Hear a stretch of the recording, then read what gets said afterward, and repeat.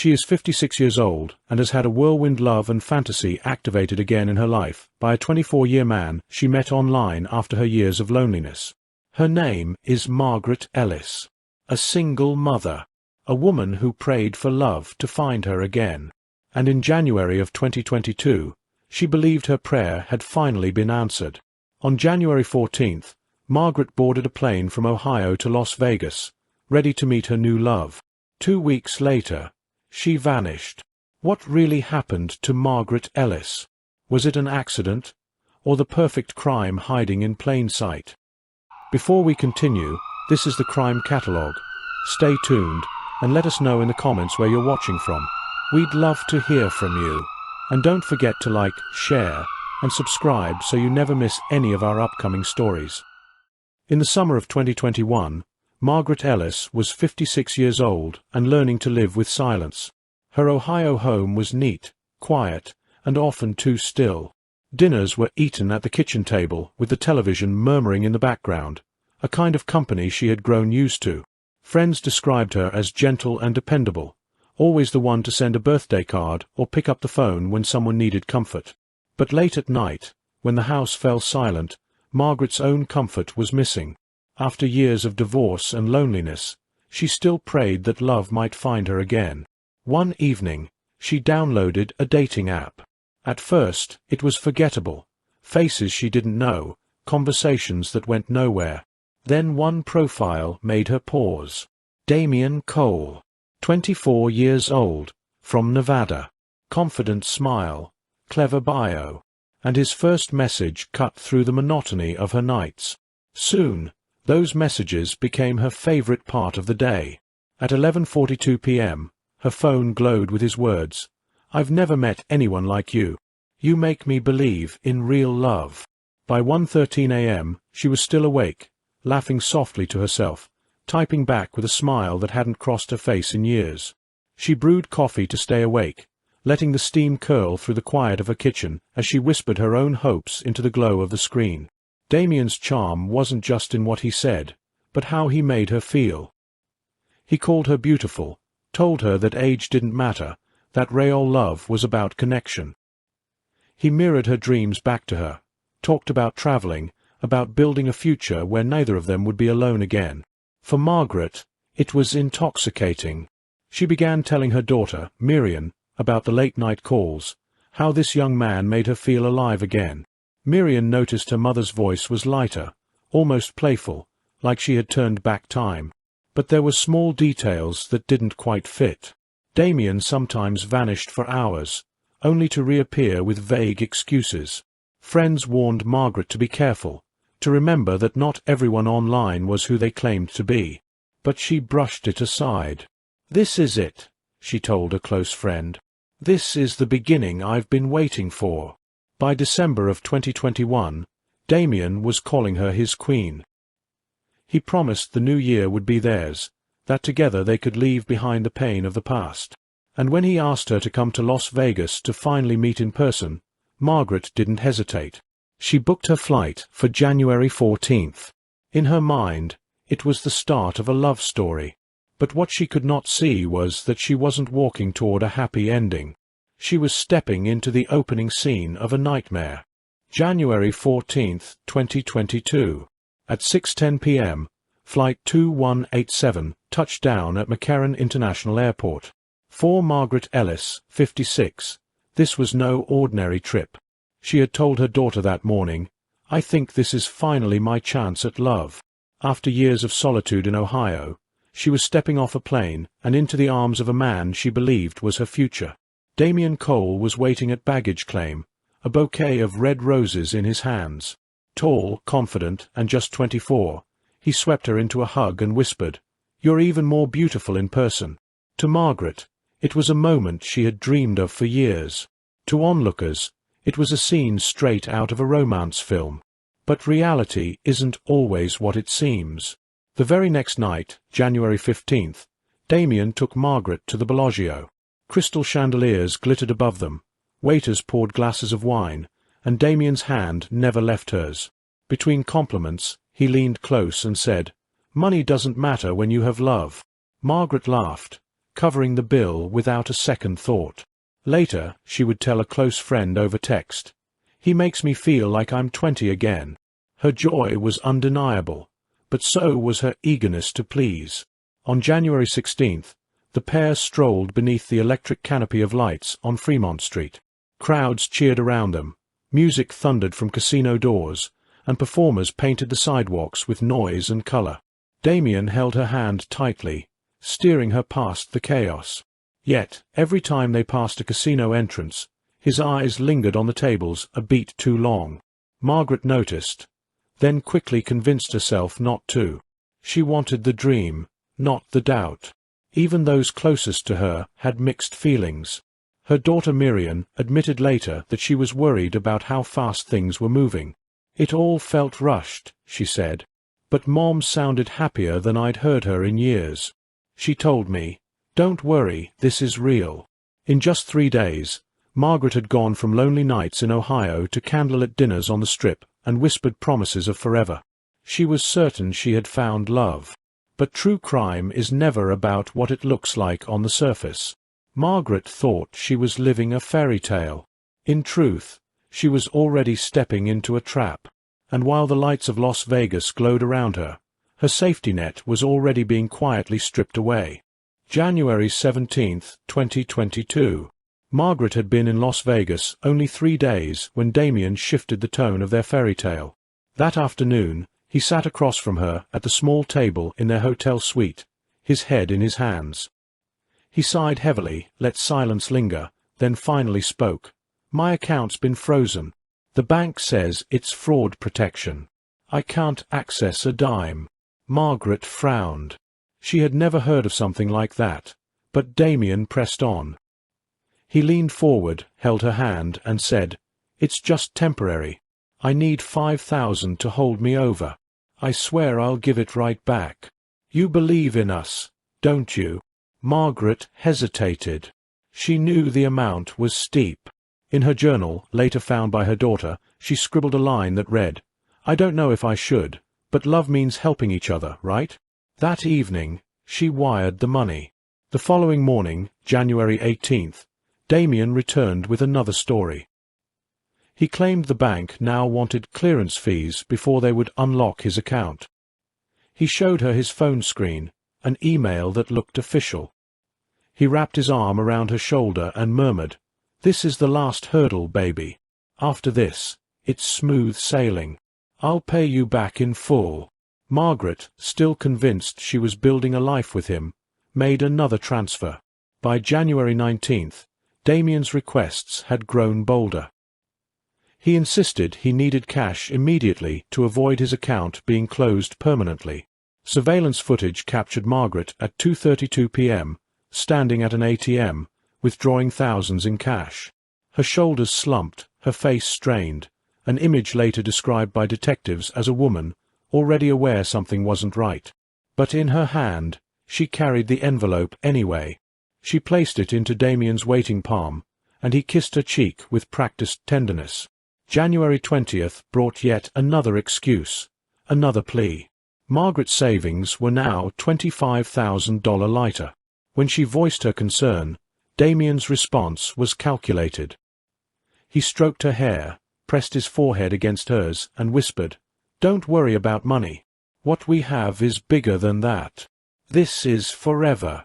Margaret wanted to believe him. She needed to. For a woman who had longed for companionship, the fear of losing him felt heavier than the money itself. She thought she was investing in love. What she didn't see was that the investment had already shifted into something darker. By the time Margaret realized she was being drained, it wasn't just money Damien was after. It was control. And soon, it might be something else. By January 21st, 2022, the cracks in Damien's story had widened into fissures. He no longer looked like the charming young man who had swept Margaret off her feet at the airport. He was distracted now, pacing the suite, his phone always buzzing. When she asked what was wrong, he forced a smile and said, "Just business, baby. Nothing for you to worry about." But on the night of January 22nd, the truth leaked through. At exactly 11:08 p.m., Margaret stepped quietly out of the bathroom of their room at the Luxor. Damien was on the balcony, his back turned, phone pressed tight to his ear. His voice was sharp, nothing like the tender tones she knew. Margaret froze, her pulse racing, and without thinking, she hit the record button on her phone. What she captured was brief, but damning. "Don't worry, she doesn't suspect a thing. I'm moving it through her account. You'll get your cut. Just give me 2 more days." She saved the snippet, then sat motionless at the edge of the bed. Investigators eventually pieced together what Margaret only feared in that instant. Damien was drowning in gambling debts. Casino records showed a $12,000 marker signed at Caesar's Palace in October 2021. Surveillance logs flagged him for heavy losses at the Mirage poker tables just weeks before Margaret arrived. And perhaps most alarming, he owed $28,000 to a private lender named Victor "Red" Ramirez, a man well known to Las Vegas Metro Police. By January 23, Margaret couldn't shake the unease. Damien's hands shook as he lit his cigarette. His laugh sounded forced. She asked him directly that morning, "Are you in some kind of trouble?" He brushed her hair back from her face, kissed her forehead, and whispered, "You're the only good thing in my life. Don't start doubting me now." That afternoon, she called her daughter Miriam from the hotel lobby. Her voice was hushed, like she was afraid he might overhear. "Something feels off," she told her. "He's hiding things from me. But I've come too far to just walk away." For the first time, Margaret admitted her fear out loud. She thought she was protecting her heart. She didn't know she was holding the one secret Damien could never afford to let slip. Because by then, Margaret's love was no longer his lifeline. It was his biggest threat. January 24, 2022. Margaret Ellis had spent 10 days in Las Vegas, and the glow of new love had worn into something darker. That morning she sat at the small desk in their suite, receipts spread out in front of her, her fingers trembling as she snapped photographs and emailed them to her private account. In the silence of the room, every click of the phone camera felt loud, dangerous.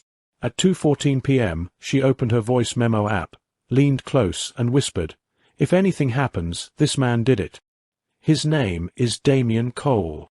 Her voice was steady, but her hands shook. She stared at her reflection in the hotel mirror after she saved the file, whispering to herself, "What have I gotten into?"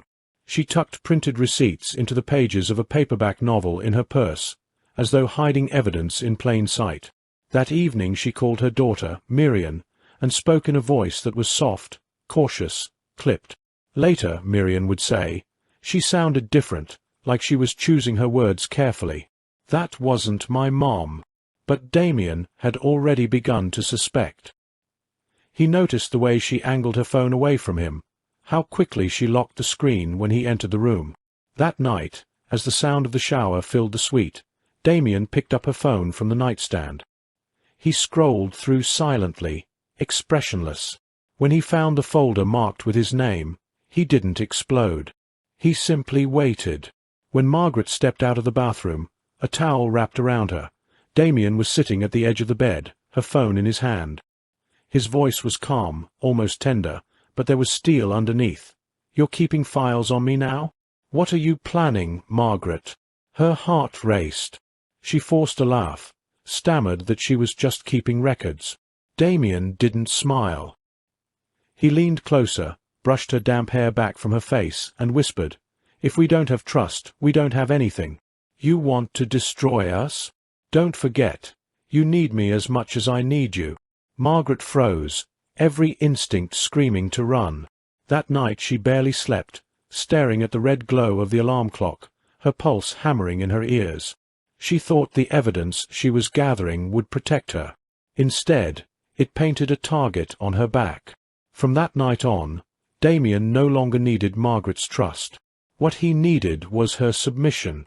January 25, 2022.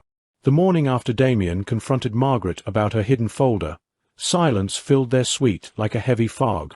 Margaret barely touched her breakfast.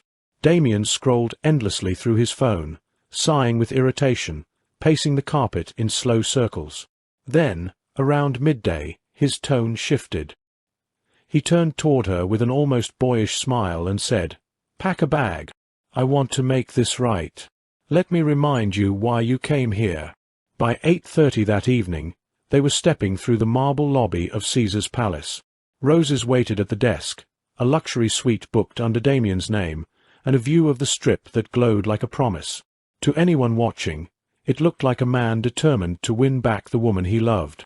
But inside that suite, the night unraveled in cycles. Champagne poured, voices rose, then softened, tears turned into embraces, only to be followed by suspicion and more tears. Damien knew exactly how to press her weaknesses. "You've been alone so long, Margaret. No one else would ever love you like I do. Don't throw this away." He wrapped her in his arms, burying her doubt beneath his words. Margaret wanted to believe. She apologized for doubting him, telling him she only kept those receipts because she was scared. At one point, Damien's jaw tightened, his voice sharp for a split second. "You made me feel like a criminal in my own home." But just as quickly, he softened, brushing her cheek with his thumb. "I would rather die than lose you." At 11:47 p.m., they stood together on the balcony, the neon glow painting their faces. Margaret leaned into him, but her eyes told another story. Later that night, she scribbled into her notebook, "He says he loves me, but sometimes I see something else in his eyes." Witnesses outside noticed things too.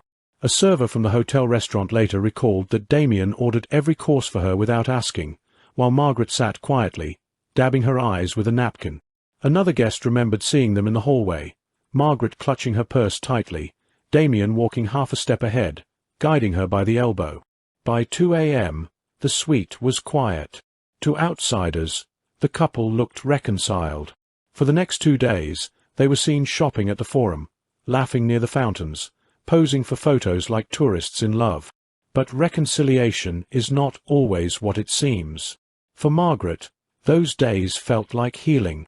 For Damien, they were the countdown. January 26, 2022. To anyone looking from the outside, the storm had passed. Margaret and Damien seemed, once again, like lovers in sync. That morning, Damien insisted on taking charge of their day. He told her to relax, to let him handle everything, and for the first time in days, his voice carried no edge. That evening, back at the Caesar's Palace suite, he decided to play the role of doting partner. Borrowing cookware from the hotel staff, Damien chopped vegetables on the counter, the rhythmic sound of the knife echoing through the room. He poured Margaret a glass of wine, told her to sit back and enjoy herself, and even laughed about how little he knew about cooking. He plated the meal with exaggerated flair, sliding it across the table with a grin. "For my queen." The scene looked tender, almost cinematic. Candlelight flickered across the marble table, and from the window, the Strip glittered in neon color. Damien raised his glass to toast. "To us. Stronger than ever."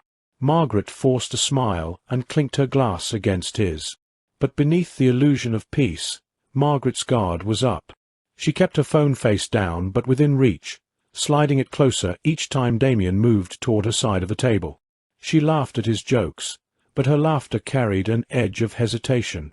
A hotel server later recalled noticing how Margaret clutched her purse tightly against her side when she walked through the hallway that night, as though afraid to set it down. On January 27th, Damien took her out again, hand in hand through the Bellagio Conservatory, posing for photos by the fountains, strolling beneath the buzzing neon of Fremont Street. He held shopping bags in one hand and draped his jacket around her shoulders when the desert night turned cold. It looked, to passers-by, like reconciliation had finally taken root. For Margaret, the conflict was internal and constant. She wanted to believe in this version of Damien, the attentive man who cooked, who smiled, who promised the world. But every kindness came laced with a reminder. During one quiet walk along the Strip, he stopped, pulled her close, and whispered, "See how good we are when you stop doubting me? No fights. No secrets. Just us." His tone was loving, but the message was clear. Compliance meant peace, resistance meant chaos. Margaret felt the weight of those words. In her private notebook, recovered later by police, she scribbled a final haunting line. Was this peace, or the silence before destruction? The world around them was loud. Neon signs flashing, music spilling from casinos, the endless buzz of Las Vegas nightlife. But inside Margaret, there was only quiet dread. She carried her phone everywhere, checked her email drafts where she had saved screenshots, and rehearsed explanations in her mind if Damien ever confronted her again. The reconciliation others saw was a mask. Margaret was already bracing for what she feared would come next. And Damien? He was calm, deliberate, almost patient. Every touch, every smile, every whispered promise wasn't about rebuilding love. It was about buying time. Because just hours later, he would suggest an evening escape. A boat ride on Lake Mead. A romantic gesture, he said. A chance to get away from the chaos of the Strip. To Margaret, it sounded like a gift. To Damien, it was the beginning of the end. A boat ride that would change everything. January 28, 2022. At 2:47 p.m., security footage from Lake Mead Marina captured Damien Cole walking briskly toward the rental office. A baseball cap pulled low, sunglasses masking his eyes. In his hand, a laminated Nevada driver's license, later proven to be fake. By 3 p.m., he had secured a 19-foot speedboat, his signature curling neatly across the rental form. Just minutes later, at 3:26 p.m., Margaret Ellis followed him down the dock. She stepped carefully, gripping her purse close against her side as if she couldn't bear to let it go. Inside that purse, folded between the pages of a paperback novel, were the receipts she had hidden away, her silent insurance, the paper trail she believed would keep her safe. At 4:15 p.m., a camera near the marina exit recorded the boat gliding out onto the water. Damien stood at the wheel, wind tossing his hair, Margaret laughing as she brushed strands from her face. To anyone watching, it looked like a couple enjoying a carefree afternoon. But by 5:02 p.m., the image shattered. A fisherman anchored nearby later told investigators he heard a woman scream, brief, muffled, carried by the wind, followed by frantic splashing. A family aboard another boat recalled seeing Margaret in the water, arms flailing, her voice breaking into a cry that cut short. And then, silence. Audio reconstructions, based on those testimonies, capture it. The thrum of the engine, the rush of waves against the hull, and one muffled cry that fades into nothing. Investigators later identified a chilling detail. Damien never threw her a life jacket. He never called her name. And his phone records show no emergency call made from the boat. Instead, GPS data revealed a 3-minute gap, 180 long seconds where the vessel circled in a slow loop. Enough time, detectives would say, for choice. Enough time to act. At 5:07 p.m., the speedboat returned alone. Marina cameras recorded Damien docking calmly, sliding the rope over the cleat with steady hands. Staff recalled he wasn't drenched, wasn't frantic. One employee remembered him lighting a cigarette by his car, exhaling smoke as he muttered, "She just slipped." An hour earlier, Margaret Ellis had been laughing in the sunlight. Now she was gone, swallowed by the waters of Lake Mead. Was this the tragic misstep of a woman in love, or Damien Cole's plan executed to perfection? 5:15 p.m., January 28, 2022. The waters of Lake Mead had swallowed Margaret Ellis. On board the 19-foot speedboat, Damien Cole stood alone at the wheel. GPS data later revealed the boat lingered in slow, deliberate circles for more than 20 minutes. No emergency call. No attempt to dive in. No flare launched. Nothing that resembled a desperate rescue. By 6:01 p.m., Damien stepped onto the dock. His shirt was dry, his sunglasses still on. He approached marina staff and said only, "She slipped. I tried to save her." One worker would later recall, it sounded rehearsed, like he was reading from a script. At 6:12 p.m., the official call to dispatch finally went out. Rescue boats launched, divers combed the depths, spotlights scanned the surface. As rangers shouted Margaret's name into the darkness, Damien stood on shore, silent. He did not join the search. He lit a cigarette, crossed his arms, and repeated his line. She slipped. I tried to save her. For investigators, his composure was unsettling. Why were his clothes dry? Why had he waited nearly an hour to call for help? Why no attempt to jump in after her? And while Damien kept his story clipped and neat, Margaret's daughter was being told by phone that her mother had vanished. To her, it wasn't a script. It was terror, confusion, and the beginning of grief. Damien, meanwhile, believed the waters of Lake Mead had erased both the woman he claimed to love and the evidence of what truly happened. But investigators were already asking questions. Questions that would not go away. The next day, January 29th, 2022, less than 24 hours after Margaret Ellis vanished beneath the waters of Lake Mead, local news outlets splashed the story across their morning broadcasts. Tragic accident at Lake Mead. Ohio woman feared drowned in boating mishap. To the public, the narrative was set, and Damien Cole wasted no time stepping into his role. He cried in front of cameras.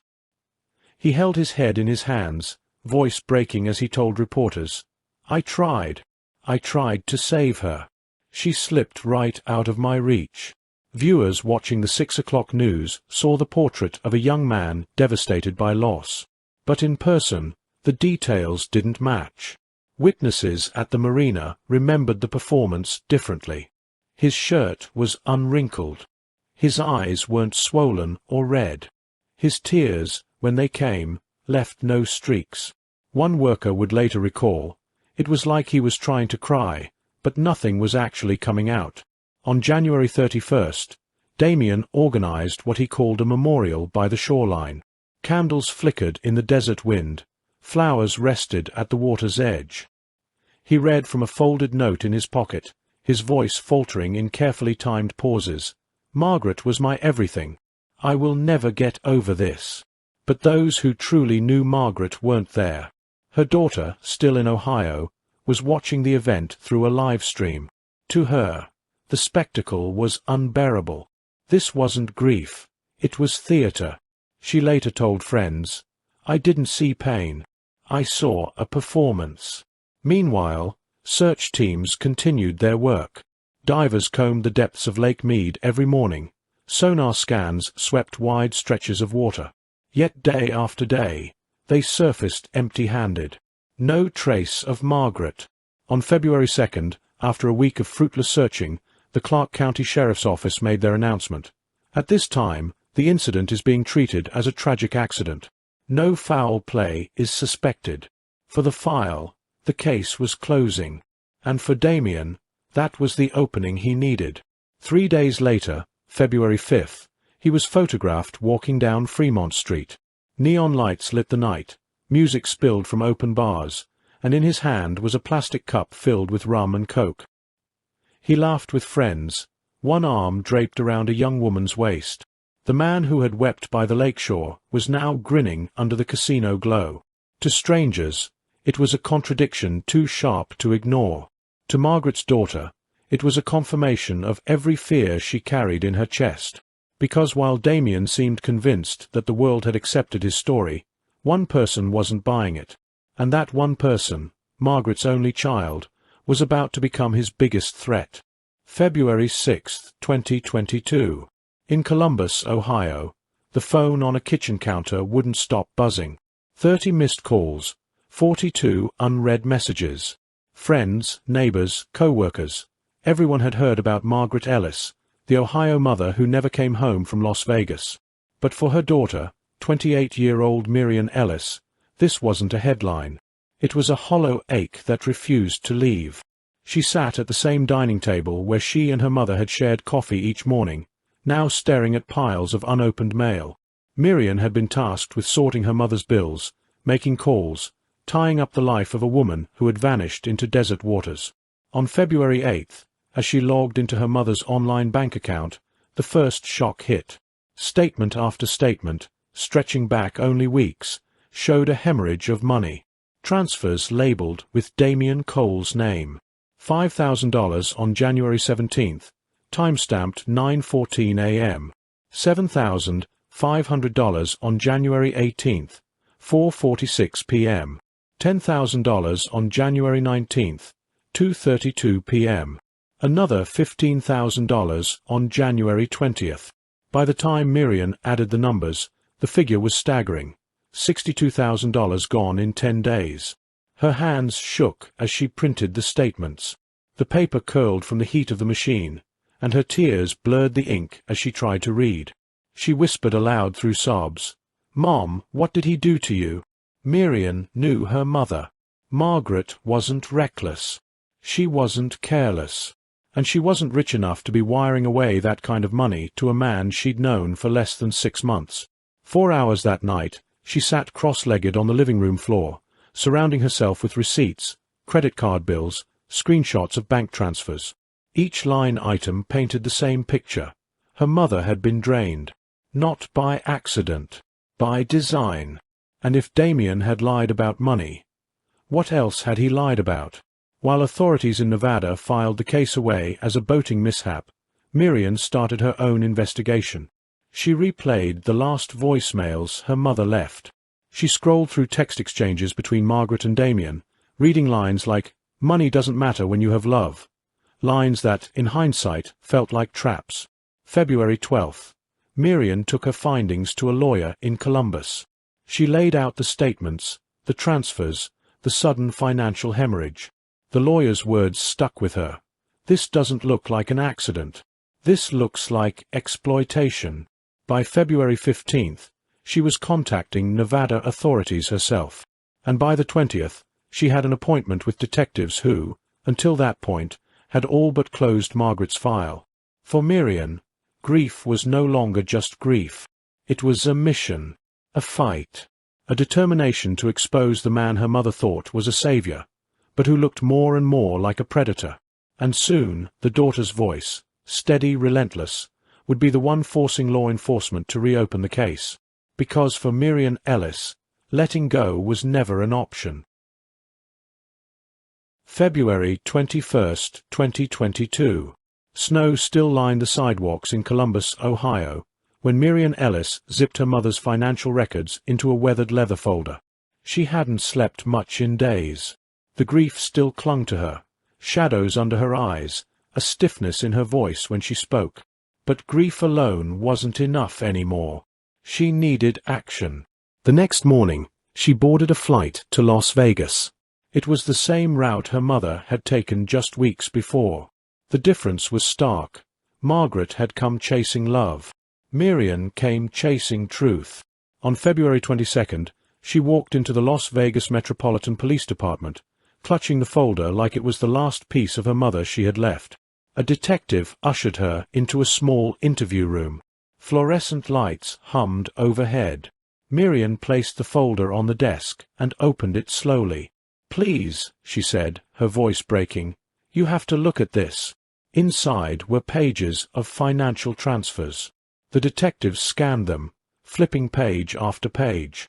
January 17th, 9:14 a.m., $5,000. January 18th, 4:46 p.m., $7,500. January 19th, 2:32 p.m., $10,000.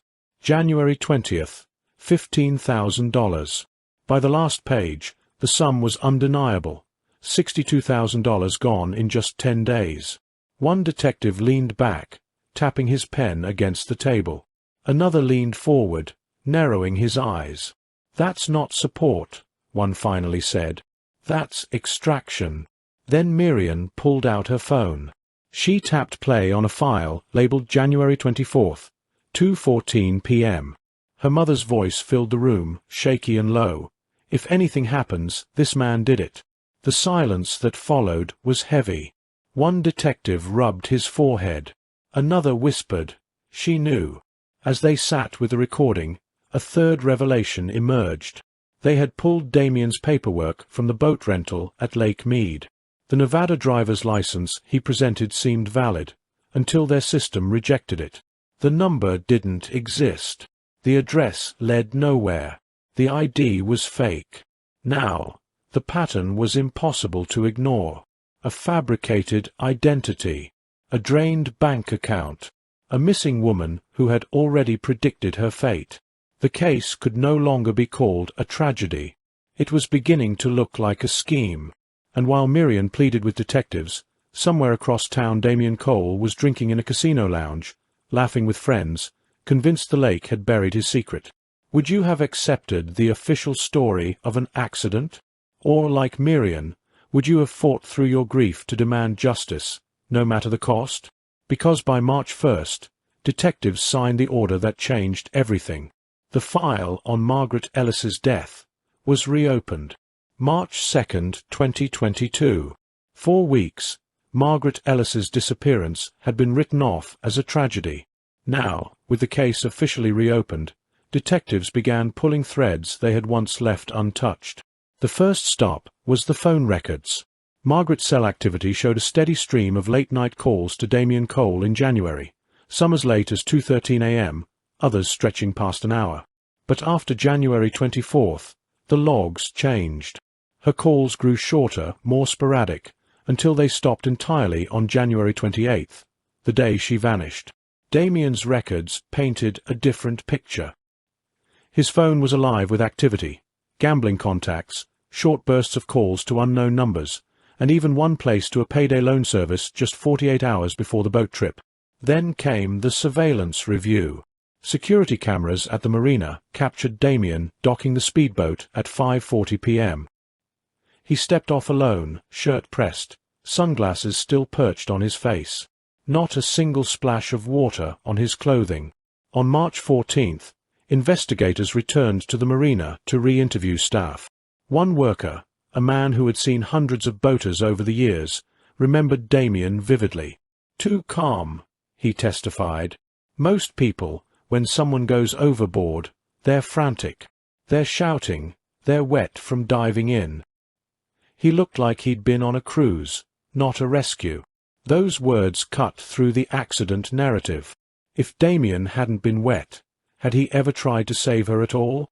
Detectives then turned to Margaret's financial trail. Forensic accountants combed through her savings, retirement accounts, and checking activity. What they found was devastating. In less than 2 weeks, over $62,000 had flowed from Margaret's accounts into Damien's. Transfers, ATM withdrawals, cash deposits, all pointing to a man desperate for money. When they cross-checked with his gambling debts, the motive sharpened into focus. Damien was drowning financially long before Margaret ever set foot in Nevada. She wasn't his savior. She was his lifeline. Piece by piece, the cover of romance gave way to something darker. Control, exploitation, and a plan to erase the very woman who had funded him. And with every record pulled, every witness re-interviewed, the story Damien Cole had crafted, the grieving boyfriend blindsided by a boating accident, began to collapse. The perfect cover-up was cracking. Damien was charged to court after series of investigations. On November 7, 2022, the doors of the Clark County District Courthouse swung open, and for the first time, the disappearance of Margaret Ellis would be tested before a jury. On one side sat the prosecution. They described Damien Cole as a manipulative predator, someone who had targeted a lonely woman nearly twice his age, drained her life savings, and left her in the waters of Lake Mead. Their case was built on motive, money, and deception. On the other side sat Damien's defense. They painted him as a grieving young man, in love with a woman who had slipped by accident. They argued the transfers were gifts, that the fake ID was reckless, not criminal, that Damien wasn't a killer, he was unlucky. The opening week set the tone. The courtroom buzzed with tension as witnesses filed in, marina employees, bank officials, and detectives who had pieced the timeline together. Each one chipped away at Damien's story. Then came November 14th. That day, the jury heard from Miriam Ellis, Margaret's daughter. She walked to the witness stand with a folder in her hands, the same one she had carried into the Las Vegas police station months earlier. Her testimony was raw, tearful, and unforgettable. She told the jury about the moment she logged into her mother's bank account, about seeing $62,000 vanish in less than 2 weeks, about listening to the voice memo, her mother's last recorded words, If anything happens, this man did it." Her voice cracked as she played the recording in court. Jurors leaned forward, listening in silence. Some looked down, visibly shaken. The prosecution reinforced Miriam's testimony with expert witnesses. Forensic accountants explained the money trail, showing charts and timelines of every transfer. ID specialists testified that Damien's Nevada license was not only fake, but deliberately constructed to bypass security systems, a sign of planning, not impulse. Each day layered more evidence, more testimony, more cracks in the story Damien had clung to for months. And yet, as the defense pushed back, calling character witnesses, framing the death as a tragic accident, the question remained: would the jury see Damien for what prosecutors said he was? Or would his mask of grief and charm hold? By the end of November, the trial had transformed from a simple question of accident versus crime into a battle over perception itself. Would Damien Cole's mask finally come off? By December 2, 2022, after nearly 4 weeks of testimony, the fate of Damien Cole rested in the hands of 12 jurors. At 10:17 a.m., they were escorted into the deliberation room. On the table were binders filled with bank statements, photographs, transcripts of phone calls, and the haunting audio note Margaret Ellis had recorded just 4 days before her disappearance. 6 hours passed. At 4:36 p.m., the court clerk received the message. The jury had reached a decision. The courtroom filled. Reporters lined the back wall. Miriam Ellis clutched a handkerchief in her palm. Damien Cole sat at the defense table, arms folded, his eyes fixed on the floor. The foreperson rose, a single sheet of paper in her hand. "We, the jury, find the defendant, Damien Cole, guilty on all counts. First-degree murder, fraud, identity theft." Damien's head dropped as the words rang out. Behind him, gasps broke through the silence. Miriam wept softly into her hands. For her, it was the moment she had fought for, a measure of justice for her mother. 1 week later, the sentence was handed down: life in prison without the possibility of parole. Damien Cole would never walk free again. But for Miriam, the victory was bittersweet. Justice had been served, yes. Yet nothing could erase the empty chair at her family's table, or the voice she longed to hear one more time. The case of Margaret Ellis is more than a courtroom drama. It is a warning. Love can heal. It can lift people from loneliness and restore hope in ways nothing else can. But in the wrong hands, love can be turned into a weapon. And when that weapon is sharpened by greed, it can kill. So ask yourself, do you believe Margaret's love blinded her to the truth, or was Damien Cole simply too convincing? Let us know your thoughts in the comments below. This has been the Crime Catalogue. If you made it this far, thank you for riding with us, and don't forget to like, comment, and subscribe to hear the stories that must be told. And most importantly, share this video.